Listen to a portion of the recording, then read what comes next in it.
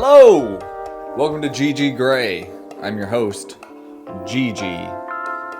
Oh boy, week 3 is where this is the third episode. This is episode 53 of the third week. I got some stuff to talk about today. We got video game stuff. We've got the other stuff, most of it about games and about streaming the game. And that's what this podcast is. It's about games and streaming them. How are you doing?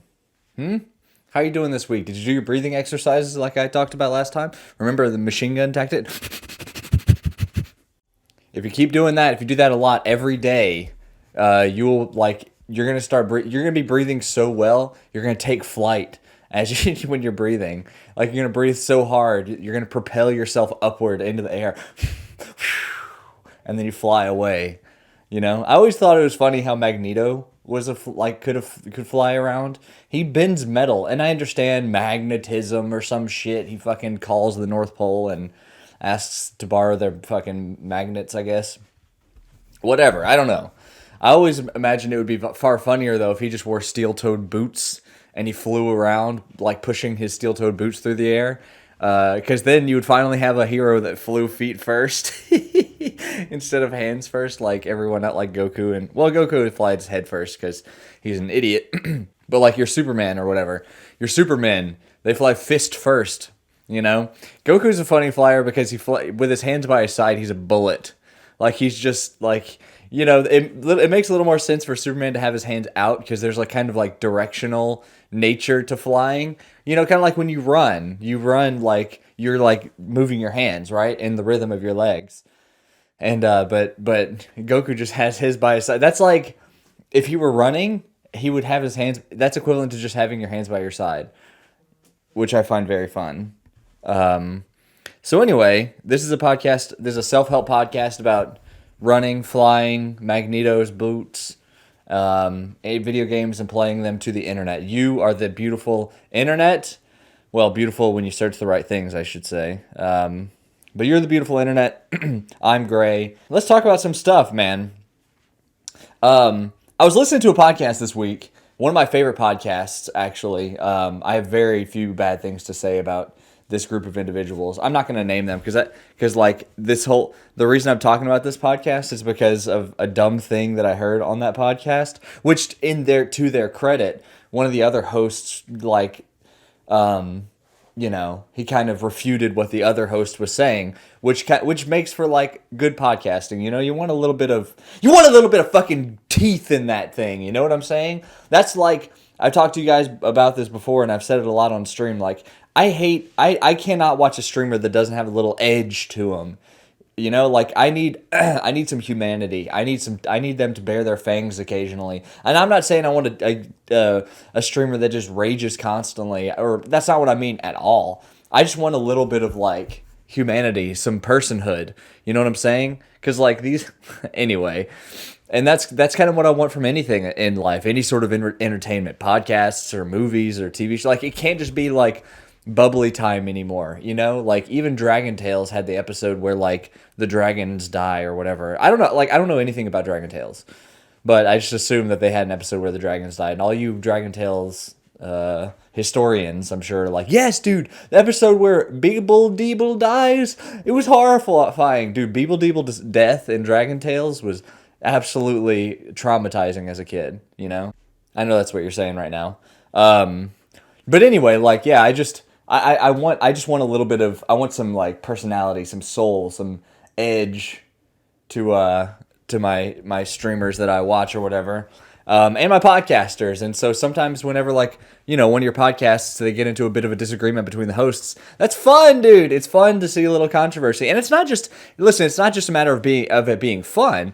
It is that it makes for better entertainment, I think. But it's also that I think it sharpens the wit of the other person who's getting refuted, you know? If they're saying something silly and someone else comes along and say, hold up, that thing you just said was a silly, then maybe they don't think that silly thing anymore. Maybe they become better at thinking through issues or thinking through ideas. You know what I mean? I think more than anything else in games, or I should say like the discourse around games, the thing that annoys me the most is like people people having short... Hold up! brain mouth pair, work in tandem, please, and stop trying to do separate things. My brain's doing one, my mouth's doing another. I need y'all to be fucking together. Come on, team, break.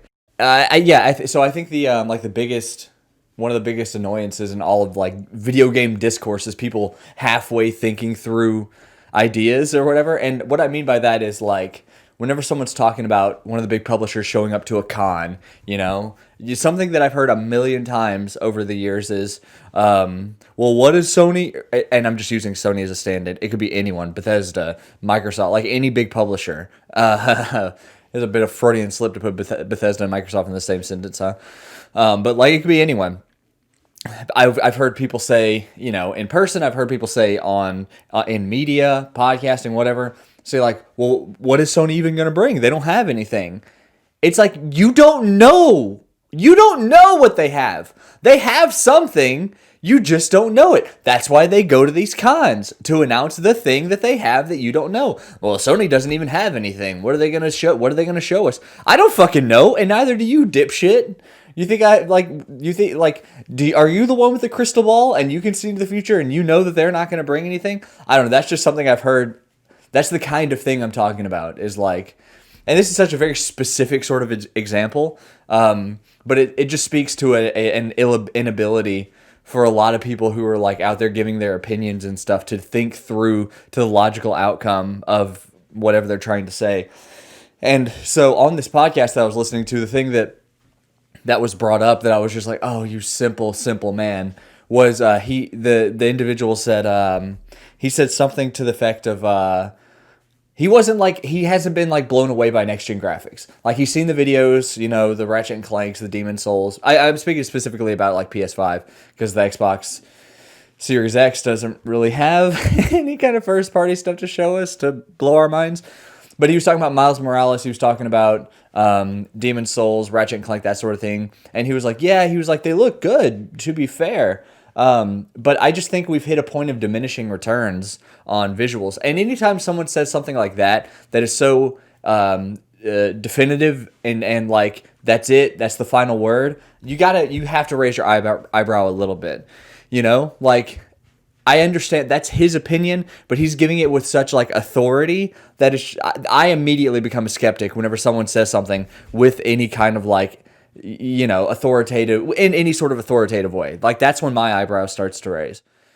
And here's the easiest refutation to that idea. Well, I'm going to go through I'm going to go through like bullets of different things just to prove that the like short, the short thought process of that individual whenever he said that sort of thing. So whenever you watch Ratchet and Clank trailers or Miles Morales trailers or whatever, you're probably watching them on your phone. You have to think about the medium in which you are watching them. On your phone, on your PC, and even if you have a kick-ass PC, you are limited to what Twitch can output if you're watching the live stream, to what YouTube can output, to what Twitter can output, to what Reddit can output. Wherever you're watching the video that's being hosted, you are limited by their ability to host that video and provide you with a really excellent video feed. So if you're watching a YouTube video, the best it can do is 1080p. The PS5 is talking about it's going to be able to broadcast in 4K. I mean, like, checkerboarding 4K is what the Pro did, and I think they're doing something similar with the PS5, but still, it looks really fucking close to real-ass 4K. Is your monitor HDR? Does YouTube do HDR? Does Reddit do HDR? Do you have ray tracing on? Because they're talking about ray tracing, and they're talking about the fucking volumetric whatever shits, I don't know.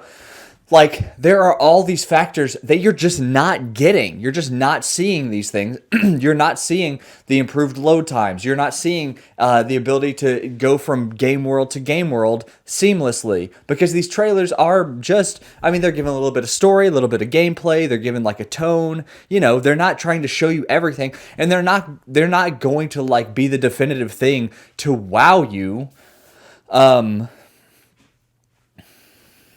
Like they might have back in, the transition from 16-bit to full 3D graphics was huge. It was a very easy and obvious thing to see. And you could see that on you could see that on a video the size of a postage stamp. It didn't require much to see it, But that doesn't mean that we've hit this point of diminishing returns, because I guarantee if you sit down with the PS5 on your home monitor that has like a V-Sync on your PC that can do, well, I guess I shouldn't say PC, we're talking about console, but you set your PS5 up on your monitor or your TV that can do HDR. It's at that point that you'll understand the power of next gen.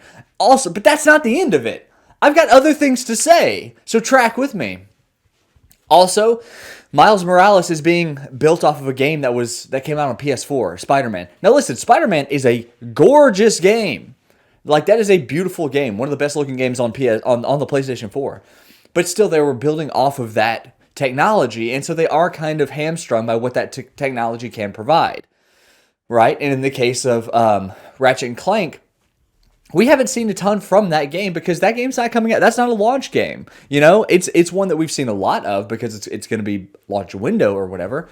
But it's not coming out right around the corner. Or, you know, it's not going to be out on November 15th or whatever. And then finally, Demon Souls, the Demon Souls remake. And I think that was the first time that a person could watch that gameplay and be truly blown away. Because even on shitty YouTube, you know, my phone, whatever, my monitor, you could tell if you're looking with an educated eye that game is incredibly impressive even through the medium of internet streaming. Now, when I get my PS5, and you better know I'm going to have that thing day one. I got it pre-ordered. I got Demon Souls pre-ordered. I got Spider-Man Miles Morales with the Spider-Man PS4 fucking upgrade. Oh my God, I'm gonna be streaming it. I'm gonna stream Spider-Man, Marvel Spider-Man with Peter Parker, and then I'm gonna beat it, and then I'm gonna play Miles Morales right after it, all the while also playing Demon Souls. Because you know me, baby. I play 2 games. I stream 2 games simultaneously. During my daytime stream is gonna be Spider-Man, and then Miles Morales, and then my nighttime stream is going to be Demon Souls. And then I'm going to have to worry about Cyberpunk. Dude, I'm so excited. I was like just banging my head just then. I don't know if you could hear it, but I'm so pumped. But Demon Souls is like the first time that I think someone looking with a critical eye could see that this thing, it's doing really impressive things mechanically, you know, or visually.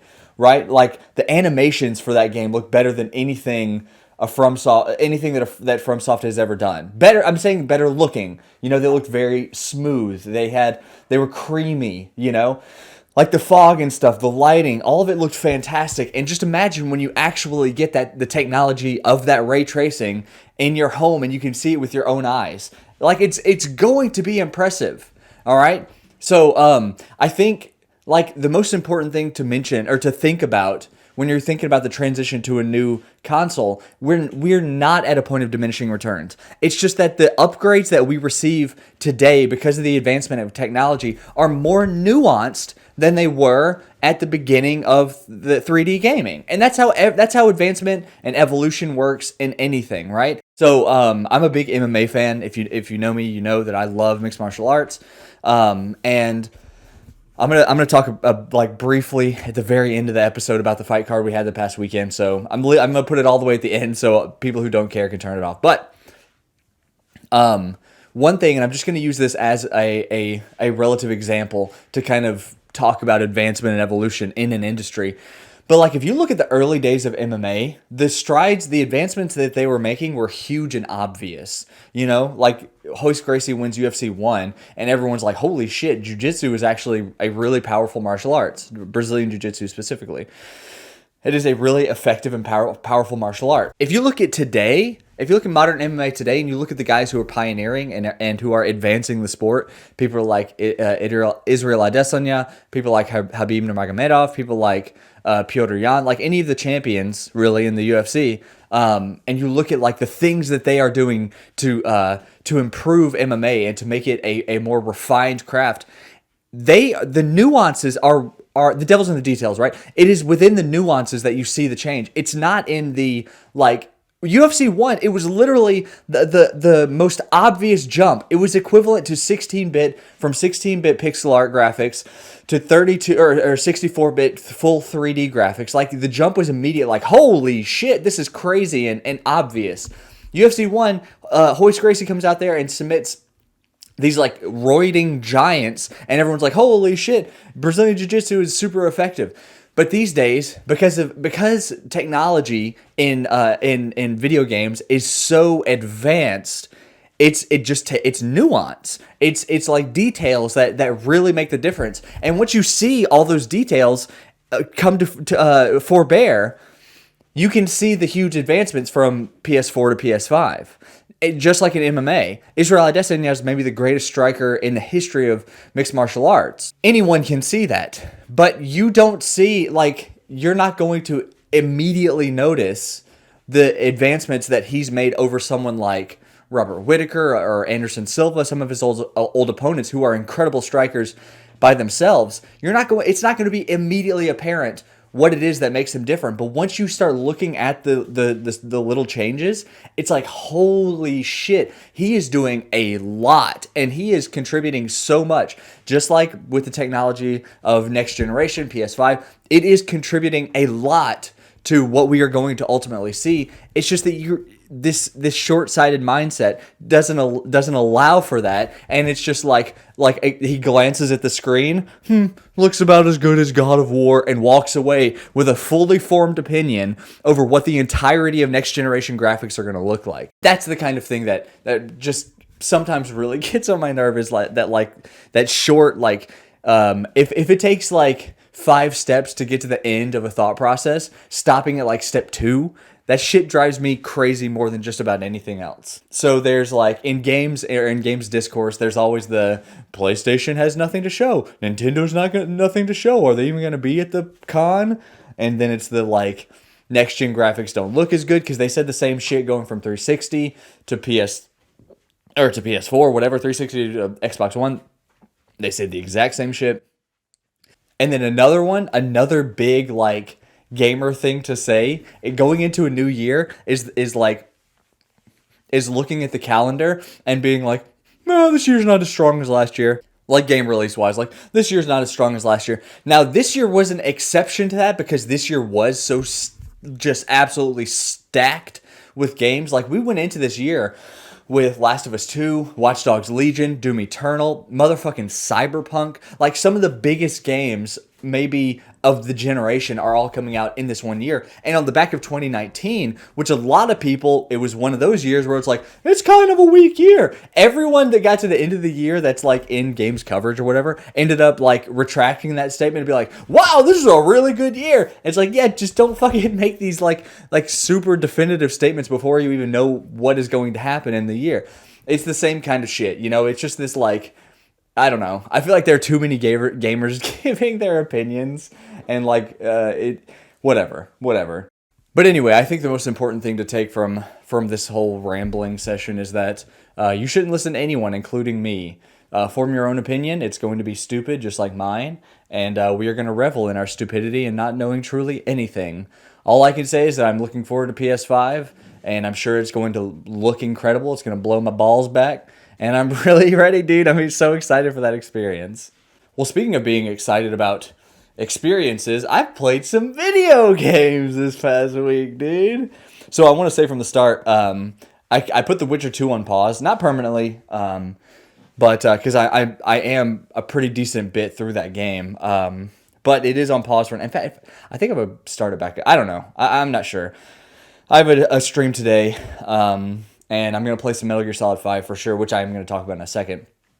And I have another game to play. I'm not sure if I'm going to start, or continue rather, my Evil Within 2 playthrough and see that to completion, or if I'm going to finish up on The Witcher 2 first. Either way, I'm going to play both. And the reason why I'm like really thinking through this right now is because Watch Dogs Legion is just around the corner. And I want to finish MGS5 before Watch Dogs Legion because those games do have some similarities. You know, they're very mechanics heavy, kind of immersive sim elements, that sort of thing. And I don't really want to play 2 of those at the same time. That'd be strange. So I want to finish MGS5 first, and then, dude, when Watch Dogs Legion comes out, I'm gonna be in that thing so hard, so deep. I'm really excited. So yeah, I've been playing some more Metal Gear Solid 5. That game it continues to be fantastic. I've gotten to the point where I have like all the technology that I really wanted from the start of the game. So like the sneaking suit, the only thing I don't have is the headband to make him really bring home that Snake look. So I have the sneaking suit. I have like, the silenced pistol is upgraded pretty good. The tranquilizer sniper rifle is upgraded with a silencer on it. I've got quiet now, and I've got her with the tranquilizer dart, the sniper, which is what, like the guilty butterfly or something. And I'm just waiting to get to like affection level 80 or whatever the fuck it thing's called, so that I can put a silencer on her thing. And dude, man, it is one of the best feelings in the world to go in there with quiet whenever you have the silencer on her tranquilizer sniper, and you have yours, and you're just in there, pow pow pow, snipe snipe snipe, trank trank trank, and she's in there tranking people at the same time. Like, hey, quiet, just go in there and attack, and then you go follow her in and pick off the remaining ones. Oh, it's so good. But I've gotten to the point, besides that, that's the other big like upgrade I'm working toward, and I would say I'm about halfway there.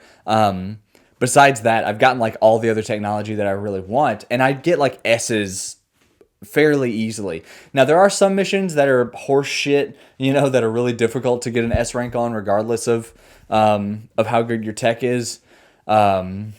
But I'm getting S's constantly, and I love that. I love that feeling of going to the mission, whatever, end screen, and he's like, boss, they're gonna tell stories about this one. Bing! Octopus, S, or whatever, you know what I mean? Foxhound, S.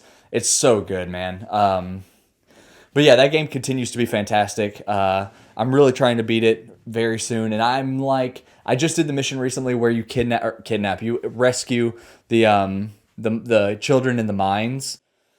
And so I know that I'm like getting to a point, and I know if I don't focus as much on side ops, which I spent a lot of time doing side ops because I was trying to build out my my sortie. I wanted to have all the tech that I really wanted. But if I kind of like put side ops on the back burner and just focus on main missions, I should be able to blow through that thing before Watch Dogs Legion comes out, or maybe a little after Watch Dogs Legion comes out, because I don't necessarily need to play that game day one. I would love to play it day one. I want to play it on week one, though, because I want to be able to tell you guys on that next week's podcast about my thoughts about Watch Dogs Legion. But anyway, MGS5 continues to be one of the best stealth action games ever made. It's super, super good. But like I said from the start, I did put Witcher 2 on the back burner in favor of... I've been playing through like the Frictional Games catalog. Now, if you don't know Frictional Games, they're the developers of Soma and the Amnesia series, except for Machine for Pigs, which I do own because I have the Amnesia collection. But it wasn't made by Frictional. And is Frictional, right? Not Fractional? Let me see. Yeah, Frictional. I'm actually going to look this up just to be 100%. Yeah, Frictional Games. I know last week I was talking about Dark Descent. Well, this week, between then and now, I finished Dark Descent, which I may have finished it on last week's episode also. I can't remember exactly, but that's done. I beat Soma, and then I played and beat Amnesia Rebirth, which is the new Amnesia game that came out just this past week. And none of these games are super long, so I just committed them to my evening streams, and I was able to get through each of them within just two or three different streams. And so let's talk about Soma first. Soma is it's like in their style for sure. They definitely have a house style, right? It's like a walking simulator with some puzzle elements and that hide and seek sort of horror where like you can't you can't do anything to the enemy. You just have to get out of his way and try to work around him. And so Soma had all of those elements, and it has a really interesting story about like the singularity or whatever, and like, consciousness and existentialism and human purpose or whatever, and like what truly makes a human. And it was a really interesting story, and I think all in all, it was more personal a story than anything that Amnesia's ever had. Amnesia's really like, it's more about the plot and the universe than it is as much about the individuals. Now, Rebirth was more character focused than Dark Descent for sure, but even still, it wasn't as character focused as Soma was. That was really about the two main characters. I really liked Soma. I like the setting a lot. That kind of apocalyptic, super hyper advanced society or whatever on the at the bottom of the ocean. That was really interesting, and there might be minor spoilers for these games. Nothing too crazy. I don't think I'm going to reveal like outright game endings. But as far as like important plot details or not, as far as like minor plot details and like like your settings and everything, I'm going to talk about that kind of stuff. So the thing that I would say about Soma is that it felt more on rails than Dark Descent did, where Dark Descent, like the whole gameplay was very straightforward. It was you go through like a linear area with a couple little puzzles to solve, and then you get to like a hub area with a bunch of different rooms and a bunch of different puzzles to solve. And oftentimes those puzzles would result in one big puzzle that got you to the next linear zone. So it was like linear zone, hub, linear zone, hub zone, linear zone, hub zone, and then like the end of the game.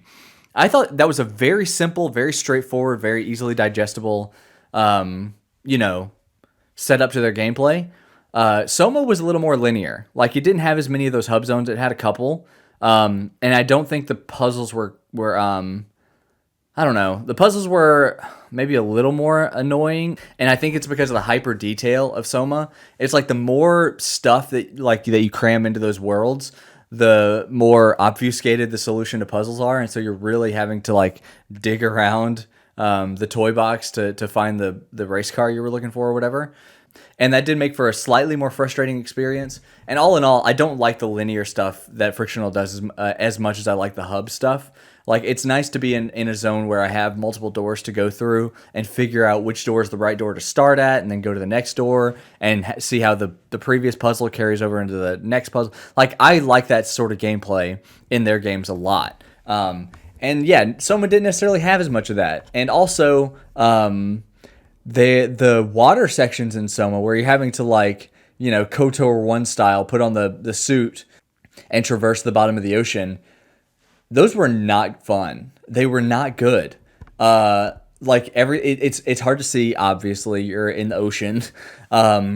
And it just feels really sluggish and slow. And I understand the point of the game is that it's a whole sort of out of body experience, you are you, but you're not the you that you remembered, and you're in this new kind of body and mechanical world or whatever.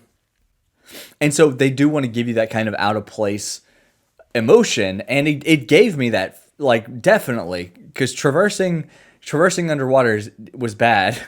And you do that a lot in that game. And I think that out of all the Frictional Games stuff that I've played, that was probably the worst of anything that I played from them, was going across the bottom of the ocean and just feeling like an absolute slug. Now, I will say this as well, and this is an important thing to talk about, and I talked about it on my stream the other day. I played Soma on PS4 because I got it for free with their PlayStation Plus stuff at some point in time. But I played Amnesia Dark Descent and Amnesia Rebirth on mouse and keyboard on my PC. I bought them both on Steam. That made a big difference. That makes a big difference for a game like Soma, because when you have like a walking simulator, right? Okay, there's a lot of game design talk, like nerdy game design stuff we need to get into. So these games are in first person perspective, right? And that works on console. It has proven to work on console. It's not like the days of the original Xbox or whatever, where Halo was the only one of those that felt good. Developers have proven through games like Titanfall 2 and Doom and Halo and other Call of Duty, they've proven that you can do a really fun and engaging first person perspective, first person shooter sort of game on console. That being said, Amnesia and Soma and all that, those aren't first-person shooters. They're first-person perspective, so they're in the same... The camera, you interact with the camera in the same way, but you interact with the world in a hugely different way. Interacting with the world in Halo or Doom or Call of Duty is you're looking down. You're looking down your reticle at an enemy. And so there's a fixture in the world that is usually at about eye level with you. Sometimes it's lower, sometimes it's higher, but usually it's about on the same, plane as you. And it's because there's a stickiness to the reticle on console. They give you some aim assist. it's fairly easy to like have something to run toward or something to look at and be like the focal point for your traversing through that environment. In like something like Doom, there's a lot of those, and so you're kind of strafing around enemies, you're like jumping between enemies, and there's just a lot of like strafing around while you're looking at a single point in the environment. Like if you took the camera out of Master Chief's head and you put it above him and watched him run around on the ground below you, he would be strafing nonstop. And that's just kind of how you play first-person shooters on anything really, but especially on console because of the stickiness of the reticle, But in something like Soma, where the way that you interact with the world is basically a walking simulator. Think about something like Firewatch or Gone Home, or whatever, The Vanishing of Ethan Carter, like these really good walking simulators where you interact with the environment solving puzzles. You have to look up and around constantly and like behind things, and that's just not something you do in a first-person shooter. In a first-person shooter, it is just, press the button on the console so it can open the door and kill a wave of enemies or whatever. But in something like Soma, you're like looking all around the environment. You're like pulling stuff off of shelves. You're crouching down low to open the drawer or whatever. You're like whatever. You're doing all kinds of stuff in the environment. You really have to absorb your surroundings in a way that you simply don't in first-person shooters.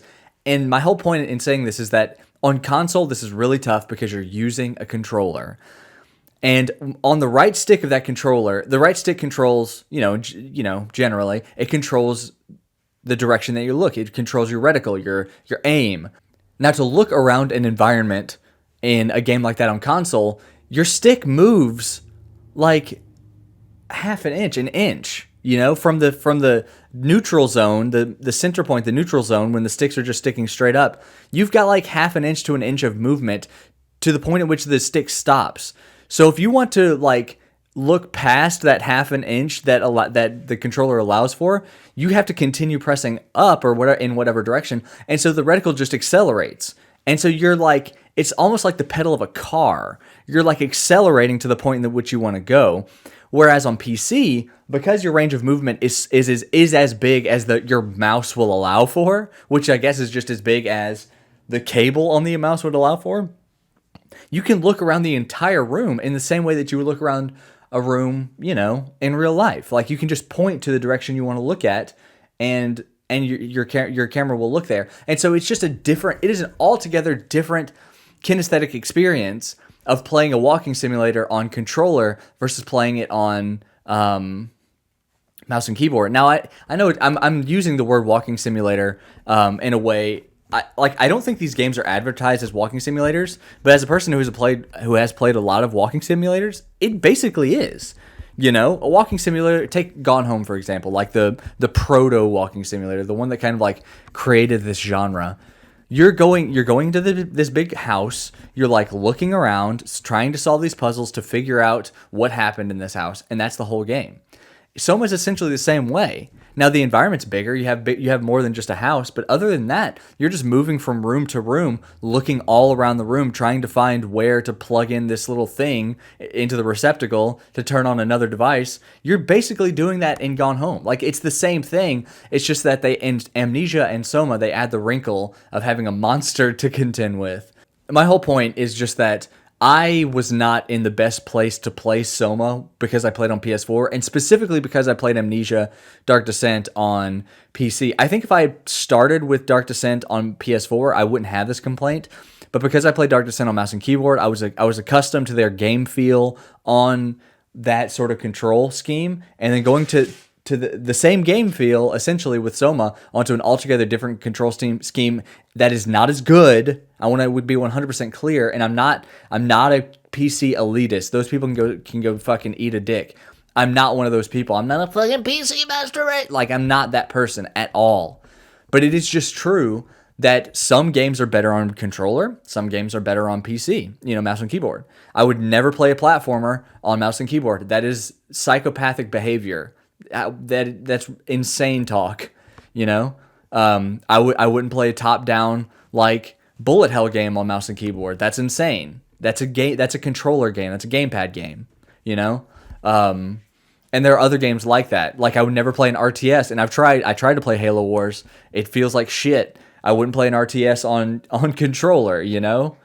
Anyway, and like so walking sims are they're really just tailor-made for that mouse and keyboard experience. And playing on controller, you are having a lesser experience. It's just a fact. And so I know that if I had played Soma on PC, I probably would feel a little differently about it. But all in all, I want to say I really like that game. I can't say that without adding the caveat that it felt really bad, and I know that it felt bad because I was on controller. And so anyway, it's just I'm in this weird like complicated spot with that game because I don't want to knock it for like for the gameplay itself, for the mechanics, or for the story. But my experience was not a super great one, as far as just the way it felt. It just didn't feel good. It felt like poop. Conversely, Amnesia Dark Descent and Rebirth feel good on mouse and keyboard. Like it's not even that they feel serviceable. Those games, like the game feel for those games is pretty good. Like you're fairly like Rebirth, you're fast. You have a pretty generous jump. And like you can throw shit across the room, and if you watch me play that game at all, I'll walk into a room and just start picking shit up and throwing it just because I like interacting with the world. All right, that's why I do this shit. I like interacting with game worlds. I like just like fucking fiddling with things just to see what the game designers did. Like, ooh, did they make this? Can I put this cup into this pot, or is that pot like a solid? Does the hole in the pot actually work as a whole would, or is the whole pot just a solid surface? And if I set the cup where the hole is, will it just sit on top of the hole like it's covered with some sort of saran wrap or something? Like I like fiddling with game worlds just to see what the game is, and like how much freedom there is in that game. Anyway, just kind of put a bow on the Soma talk. Like I think it had a tremendous story, the best of their games, a really interesting environment, a really interesting setup to the lore and the history of that world. I think it was more character focused than either Amnesia games were, and I think it succeeds in its story and character stuff more than either Amnesia games did. I think that if I had played on mouse and keyboard, it would probably be my favorite frictional games game. But we'll talk about more of that in just a minute. Lastly, I almost said Rebirth. Amnesia Rebirth. I just finished that last night. This is Sunday. This is Sunday when I'm recording this. That game was a lot of fun. It was really a lot of fun. A couple little gripes that I had with it. The darkness seemed a little more annoying than it was in Dark Descent. Like in Dark Descent, you could kind of get away with running through the darkness with for a small amount of time with very little, very little real punishment. They kind of took that from you in Rebirth. Like the darkness was way more punishing, way more quickly, and so that was slightly annoying. And I didn't like the matchbox system as much because you could have a max of 10 matches, which was annoying because oftentimes I would have 10 and I would be in these hub zones where I would have, it's just puzzles to solve, and so I don't have a ton of lamps to light or a ton of candles to light, but I can't take any more matches. And it's like, it's a matchbook. Just stick that matchbook in your pocket. That's like an extra 5 or whatever. So I do prefer the tinderbox system of Dark Descent, where you could have, at one point I had like 19 tinderboxes or 20 tinderboxes. I don't know if there's a max number, but I had a ton. And that's way better. Like I want to be able to pick up that stuff in as much as possible. And so there were some just like limitations. Also, I think it was a little more linear than Dark Descent. More like closer to Soma, not quite as on rails as Soma, I think. But they did have some big hub zones that I really liked. I really liked the second dimension. I can't remember what it's called, fucking Krav Maga or something, that you go into. They developed the story that they initiated in Dark Descent in a really interesting way. You see some characters are spoken of in Rebirth in an interesting way. I would say though, like in a strange way, like I didn't care about the story as much of Rebirth. I don't know. The child death stuff is really difficult for me. Like I don't like the child death stuff. like at all. It's just it's too much, man. Like the trauma of her losing the child and then possibly losing another one. Like it's too much for me. I'm a bitch in that regard. I can't handle that stuff. And so like I did detach myself emotionally because if I got myself too involved, it would I don't know. I just don't want to think about that. I have a daughter and like thinking about that as a person with a kid is tough, dude. And so I kind of detached myself from the story a little bit. And I really enjoyed learning more about the world and how they extract the vitae and stuff in the second dimension that you're in, and like that whole world setup and like the implications that this game has on Dark Descent and Alexander's origin story or whatever. Like that stuff was really cool. I like that a lot. But the whole story about Salim and Tasi or whatever, like I don't know. I couldn't get it. I couldn't really invest in it in as much as I wanted to. Like with Soma, and maybe that's a me thing. Maybe it is just the child death stuff, or maybe maybe it just wasn't done as well. I'm not 100% sure at this point. I would really have to think about this. But I didn't like the setting as much with besides the alternate dimension stuff. That stuff was really cool. That stuff was with the Dementors at one point, and like all the weird alien technology. That stuff was cool as hell. But you do spend a lot of time in where is it? I don't know. It's somewhere in Africa with a lot of sand and deserts and shit. I've said it once, I'll say it again. Sewer levels and desert levels are the absolute worst settings for video games because they're so the same and they're so dingy and grimy and ugly. I do not like going through a desert area in a game and you're at a ruin and everything is tan or brown or like there's vases that you break and it's just all the same. It's the same shit. And we've seen a million desert levels in games. We've seen a million sewer levels in games, and they're always just boring and bad, in my opinion. I don't know if bad's the right term. They're just boring, They don't offer anything for me personally. And you do spend a lot of time in that sort of setting at the beginning, in Rebirth. You just spend a lot of time, going through desert caves and, in sandy areas and whatever. And I just think that visually it was less interesting than the alternate dimension and anything in Dark Descent, really, or anything in Soma. So in a similar way to Soma, though not as like Soma is the most whiplash of the three games because it did have the best character, the best story. It did have the most gut-wrenching implications on the nature of humanity and consciousness and all that sort of thing that I find really, really interesting. But then the experience of playing the game was kind of shitty. And not just the controller, but again, from a design perspective, it just felt a lot more linear. It felt a lot more railroaded, as almost like a Disney ride. Whereas Dark Descent felt more free. It felt more open. It felt like you had more interactivity with the world.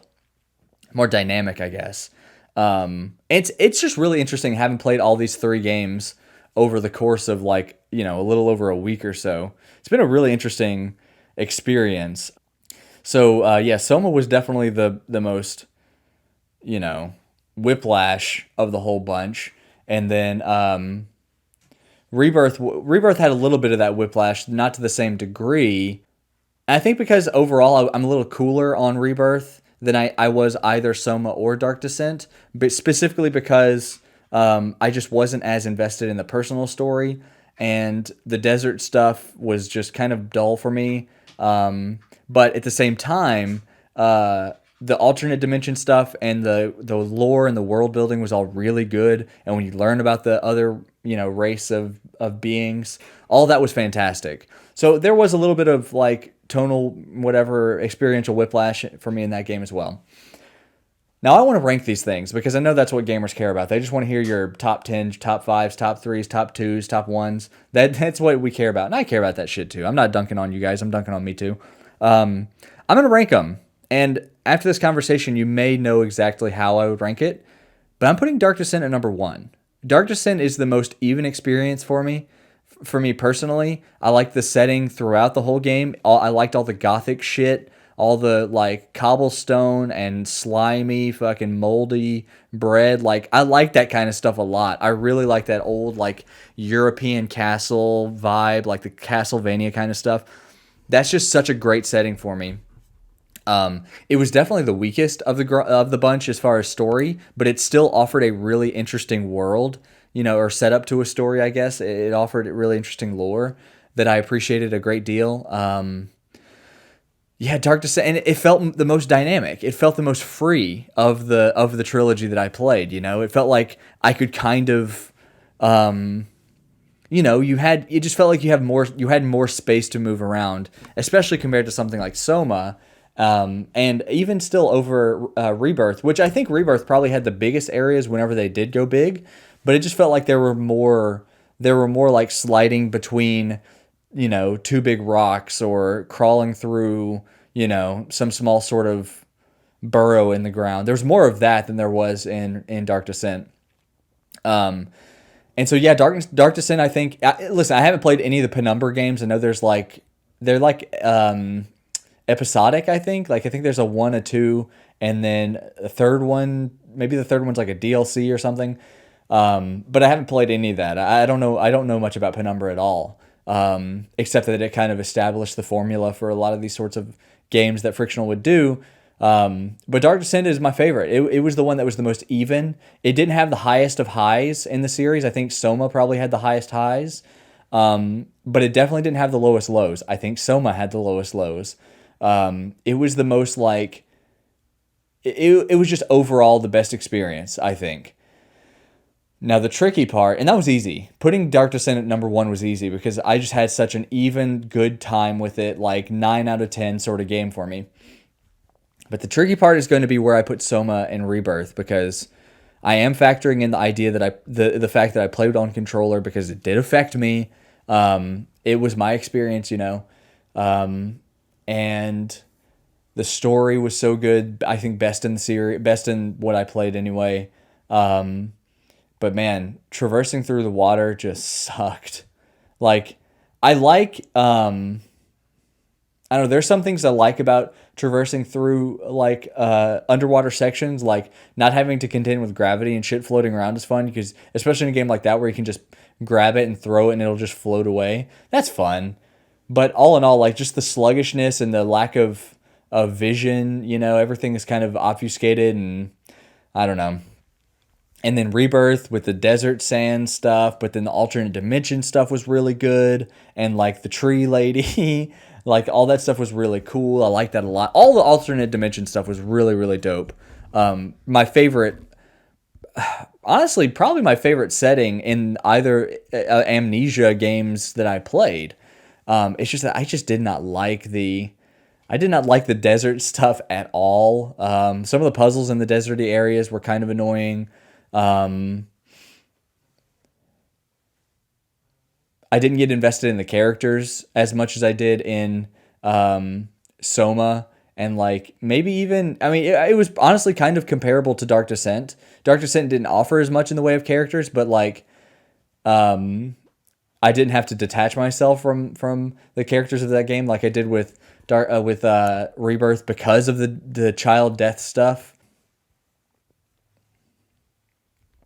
So I'm thinking my ranking is Amnesia, Dark Descent, Amnesia, Rebirth, and then at number 3, Soma. So the deciding factor, because I was waffling, I took a pause, about a 30-second to a minute pause while I thought about this.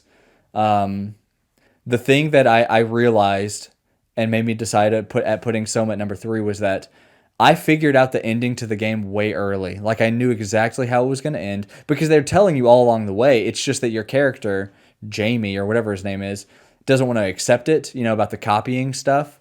And so they're like, as soon as you learn about the copying, it's kind of clear, like, they're going to be playing with this idea of copying. And they do, like, at the midway point or so of the game, play with the copying. And, like, your main character's pissed about it and blah, blah, blah. And you make a decision. And then at the end of the game, there's a big moment where they play with the copying. And I figured that out way before. Like, as soon as I realized their ultimate goal with the arc and slinging it out into space, and like the idea, all that other stuff. I was like, oh well, I know exactly how this is going to end. And because I saw the end, and I wasn't, I wasn't trying to like figure the game out. It just kind of happened.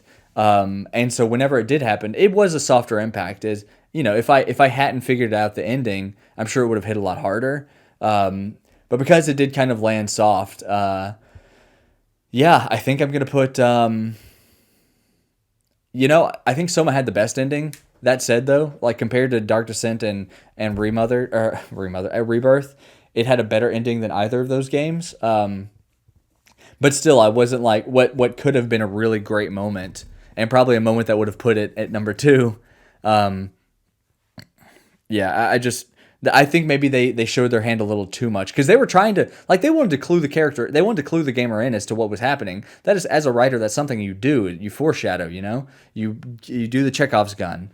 Um, but but maybe they did it a little too much because it was exceedingly clear. I don't know. I'm not 100% sure on that stuff, but I think that's my ranking of the frictional games besides Penumbra. I think it's Dark Descent number one, Amnesia Rebirth number two, and then Soma number three, which people fucking love Soma, and I love that. Like I love that people love Soma because it is a really cool game with a really interesting like sci-fi sort of story, and that's exactly the kind of sci-fi stories that I like as well.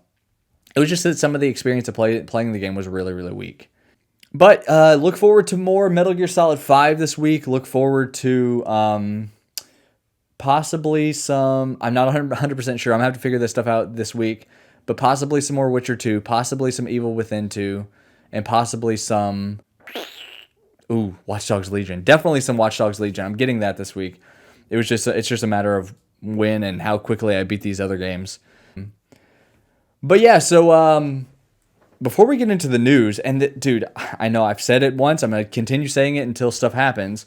It's still a really thin news week. But I really liked the segment that I did on the last episode. And I got some good feedback on it of doing the VGM, video game music little interlude before we go into news. I love video game music, man. I used to have a video game music podcast, and I don't want to forget about that stuff. And so I think I'm gonna do this every week as long as I think about it ahead of time. But this week's pick is it's a track called "Somewhere in the Woods" from a game called A Short Hike, which was one of the best games that came out last year. A Short Hike is beautiful. It is a beautiful game. Now it didn't end up on any of my Game of the Year considerations last year because I didn't play it until this year when I did my first 24-hour stream. Shout out to me doing a 24-hour stream. I did that for my 1-year streamer anniversary, and I played Resident Evil 3, A Short Hike, beat both of those games, finished Portal 2, my co-op playthrough with Caitlin, and then played like 10 or 12 hours of Ghost of Tsushima, because that was back in July. Ghost of Tsushima was still new. But anyway, A Short Hike is fantastic. That game is so good. I got it on itch.io, I think for the Black Lives Matter big.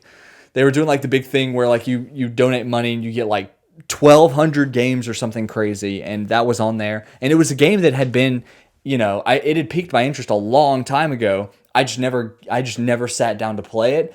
And since I got it through that bundle, I was like, finally, I own the game and I can play it whenever I want. And I know it's only like 3 or 4 hours, so it would be just a perfect experience for the 24-hour stream. Play the entire thing, and I did. I started on that stream. I ended it on that stream, and it was gorgeous, man. It was like holding back tears, a beautiful soundtrack, beautiful characters, like fun mini games and stuff. It is, man, it's a good game. It's a good game. I would say like, if you like something like Breath of the Wild, and I know I mentioned Breath of the Wild a lot because it's so influential, but it is just so open-ended. Like Breath of the Wild, as far as exploration and traversal, it is so open-ended. And A Short Hike is that. It is just open-ended traversal. Like that is what that game is. And so if you like that kind of thing in your game, if you want that freedom of movement and like, if you want just a small 3 or 4 hour experience, it's probably pretty cheap anywhere you look at it. itch.io, Steam, wherever else. A Short Hike is an easy game to recommend for me. So let's listen to the track "Somewhere in the Woods." The composer's name is Mark Spalding. This is a beautiful song, and I hope you enjoy it.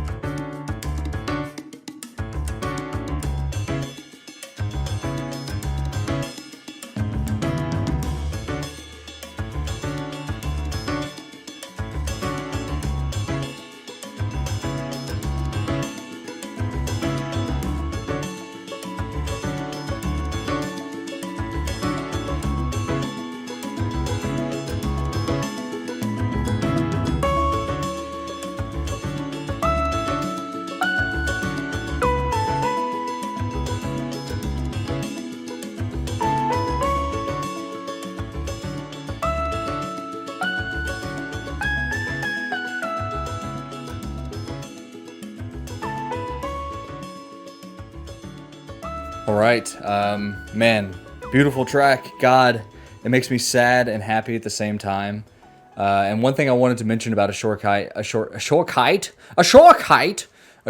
is that it recently released on Switch, like just a couple months ago. I completely forgot. I know I was referencing all the PC stuff, but if you have a Switch and maybe you don't have a gaming PC or PC, honestly, Short Hike could run on anything. I'm pretty sure it has pretty good visual settings to like get the smoothest run possible, but also like it is a very like visually simple sort of game. It's not huge. It's like 3 hours long. There's just not a ton going on in that game. As far as it's not going to blow up your CPU or your GPU. So you can run on probably just about anything. But if you wanted to play something on the Switch and have that experience there, it is perfect for handheld. I can't recommend it enough. It like gives me the same sort of feelings as like a Stardew Valley or a Night in the Woods. Just that really sweet, kind sort of experience. The kind of experience that makes me want to like show it to my daughter. It's that kind of. We all need that sort of fuel in our life right now during quarantine. Something gentle and kind and just there to uplift you, you know, and a short hike is definitely that thing. So check it out. As far as news, speaking of something to lift you up, have y'all seen the Minecraft's meat? Have you seen Minecraft Steve's meat? Have you seen his junk? Have you seen Minecraft Steve's penis is what I'm asking you. No, in Smash Bros, dude, it was great. He finally released, and in his victory screen, he's like grilling or whatever, and he's holding like a steak or something at like junk level, and so it spawned a ton of fun jokes about Minecraft's penis and the block having junk and meat.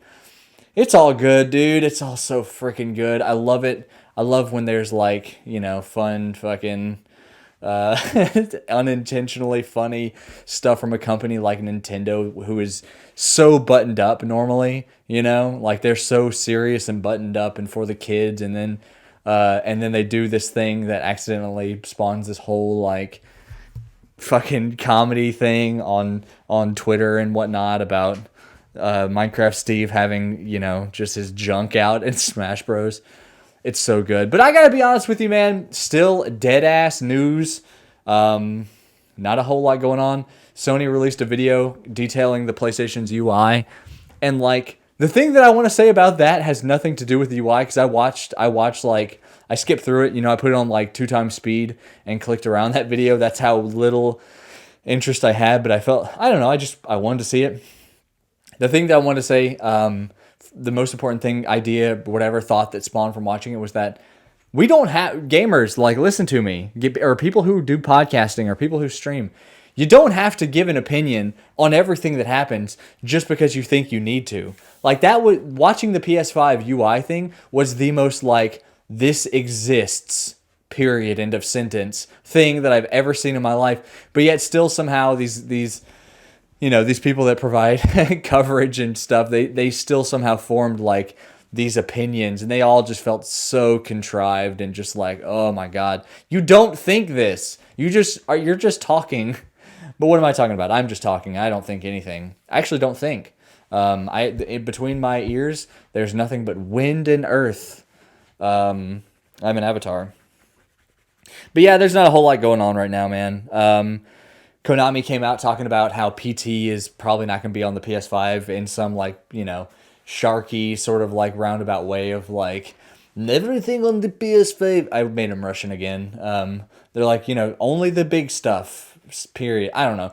They're basically confirming that PT won't be able to be there. But I mean, do we expect anything different? PT, you can't even get it on the PS4 anymore. Like, you can only find it from some dude who sells kidneys. You know, hey, I got this kidney, or PT, which one you want? Like, that's the quality of person that is distributing PT these days. So that's really it. I mean, there were some other little things that happened, but honestly, like, nothing that I want to even waste my breath talking about, because it's just so nothing. It's been such a nothing time in games. Like, I'm playing good games. I'm having a great time playing great games. But as far as like news and stuff, it just doesn't really exist right now. So I want to end this podcast, instead of going through a whole like thing of news. I want to talk about the UFC event that just happened. So anyone who is disinterested can click off now. But the greatest of all time, man, Khabib, he retired. Like, I'm willing to say it, that he's the GOAT. And like, is that emotional? Is that because his father died from COVID-19? Maybe. I might be saying that because I feel so like, I feel for him so much, you know? So if you don't know, he's Russian. He's from Dagestan. His father was like, you know, a world champion combat sambo guy, and he raised Khabib to be the same thing. And Khabib grew up to be like a world champion combat sambo guy, and he transitioned to MMA, and he went 16-0 in different European leagues, then came to the UFC and had 13 fights, undefeated, undisputed, never dropped in a fight. And in MMA, look, if you're an MMA fan, you know, it's just par for the course to get dropped. You get hit with a good punch, get hit with a good kick, a knee, something, you drop. Like, that's just what happens. It's a violent sport.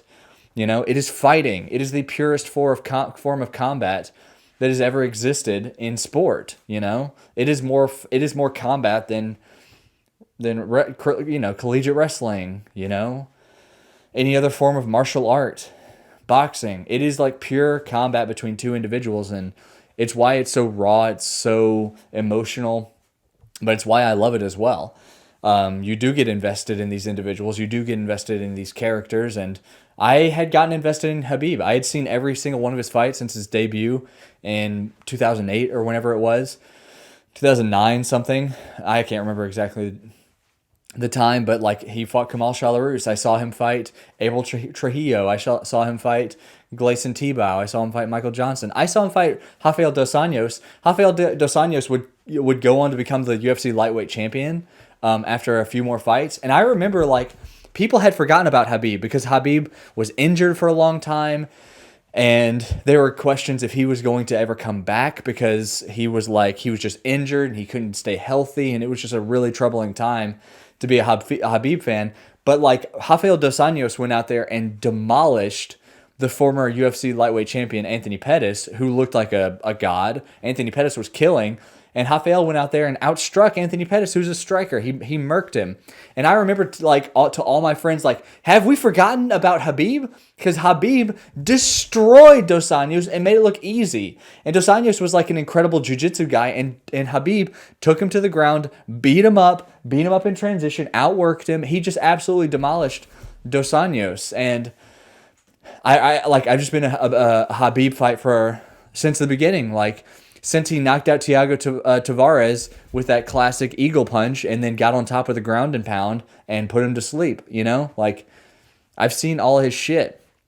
He's one of the few, like, you know, Demetrius Johnson was one for me as well because I saw his second fight in the WEC, and then from there I saw every fight in the WEC. I saw all of his fights in the UFC. I saw him become one of the greatest of all time in the UFC, like. And even though he didn't retire, he moved to one championship, which is just it's just a smaller, like less competitive organization. And I'm still a fan of DJ's, of course, but it just doesn't carry the same weight as it used to because he's just not fighting the best anymore, you know? And that's just a fact of the matter. But anyway, so Khabib, he and his father had set in mind that he was going to go 30-0 and he was going to retire as champion. And he won on Saturday at 29-0 and he retired. Not because he doesn't want to do the 30-0 anymore, but because his mom, Khabib's mom, told him that she didn't want him to fight without his father because his father was everything in his combat life, in his professional career. He raised him from the time that Khabib was a toddler. He raised him to fight. There are videos of Khabib as like an 8-year-old wrestling bears. I'm sure a lot of people have seen it at this point. Khabib's father was everything to Khabib's professional athletic career. He was there during his entire run through Europe, and the only reason he got to see Khabib's fight in the UFC when he fought Dustin Poirier because that was in Abu Dhabi, which is in the UAE. But he could never come to America because of visa issues. He's from Dagestan, Russia, and he just never could get the visa stuff right, so he never got to see Khabib fight in person. And then finally, Khabib's fight against Poirier happens, and then just a few months after that, he gets to see Khabib defend the lightweight belt in Abu Dhabi for the first time, sees his son fight in the UFC in person. And then a few months later, he dies due to complications with COVID-19. Khabib, 28-0. He didn't get to make it to the 30-0 like he wanted to, like he and his father had planned all along. But to honor his mother, he told her that he wouldn't fight again, but he has to do this fight with Justin Gaethje, who is the most dangerous opponent he's ever fought. And he went out there and he put on the performance of a lifetime. He beat Justin Gaethje in the striking, he beat Justin Gaethje. In the clinch grappling, he beat Justin Gaethje on the ground. When he took Justin Gaethje to the floor, it was no contest. He was too fast. His transitions were too fast. That he was too strong. Like he demolished Justin Gaethje everywhere. And then whenever he got the submission, it was a triangle. Justin went to sleep.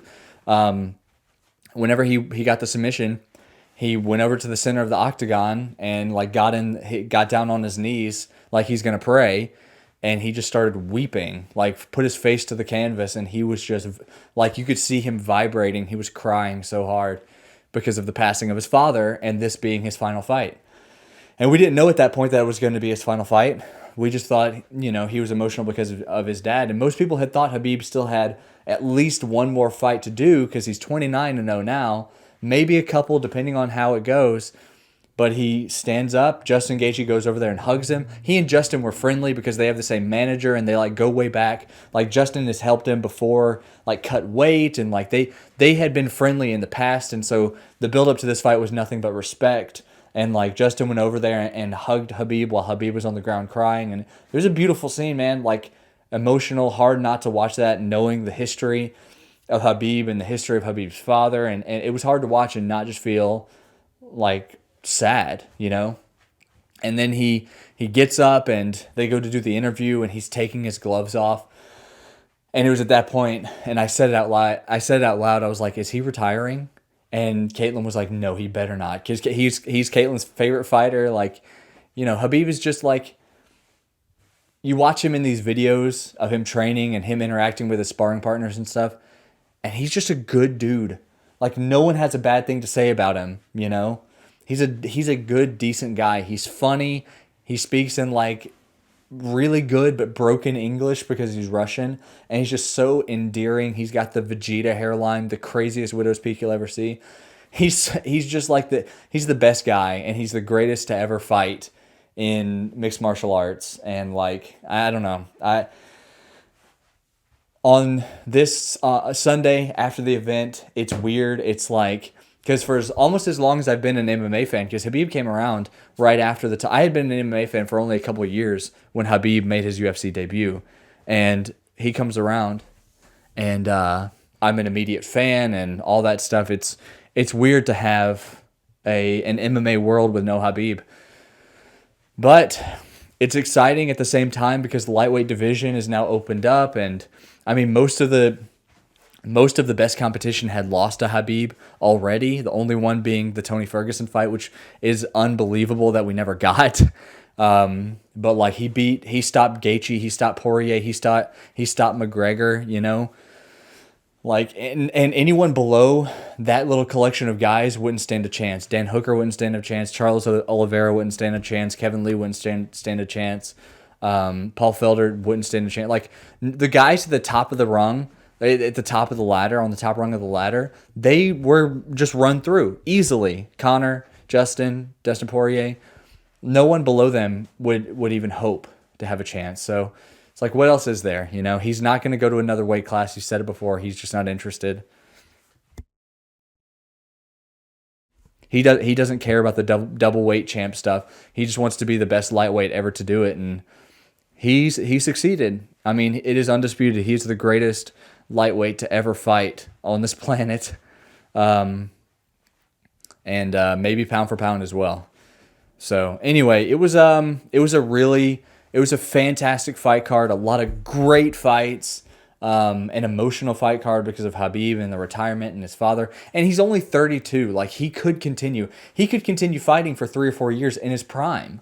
He's not like, it's not like he's washed. He's still a young guy, but he promised his mother. So, and he's a man of honor. He's a very religious man, and he's going to stick by his promise.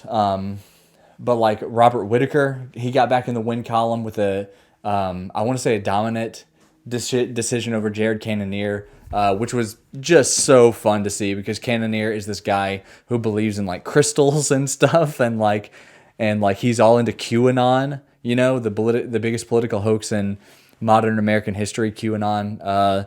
It is run by a dude in the Philippines who used to do porn, and he can't even fucking spell his own name right, on 8chan. And people, fucking suburban white moms, love to buy into this shit because they don't have 2 brain cells to rub together either, I guess. But he's big into QAnon, Jared Cannonier, and it was nice to see the fucking QAnon guy just get absolutely wrecked by Robert Whittaker. And in the 3rd round, he landed that big head kick and dropped him. And I was like, yes, dude, yes! Oh, I was so stoked. Not only because Robert Whitaker is one of my favorite fighters, and he is like I love Bobby Knuckles. That dude's he's a fucking gangster. But also because the QAnon guy got murked, dude. I love it. I love it. Like not as much as I loved when Colby Covington got his jaw broke by Usman. That I love that almost as much, or I love this almost as much as that.